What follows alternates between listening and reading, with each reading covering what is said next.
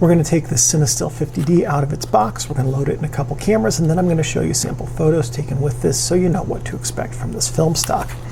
To open it, we open the box on this end and tear off this tab.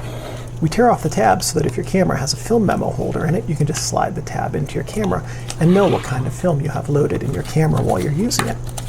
We're going to take the film out of the box and take the actual roll out of the tub here. Some cameras have an automatic film advance, and to load the film into one of those cameras, you simply open the back, drop the 35mm cassette into it, and pull out a leader until the end of it reaches that orange index. Now you close the back of your camera, and your camera will automatically advance the film so you can start shooting. CineStill 50 has a DX code on it, so if your camera has some silver pins in here, then that can read the ISO of your film. If it doesn't, be sure to remember to set your camera to a film speed of 50.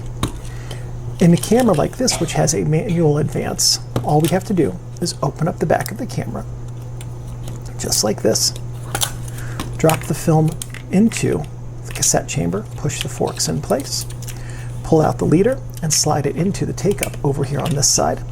Hold our finger over the sprocket while we advance the first time.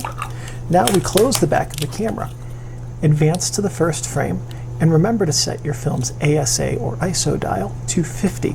ASA and ISO are the same thing, and this is a 50 speed film.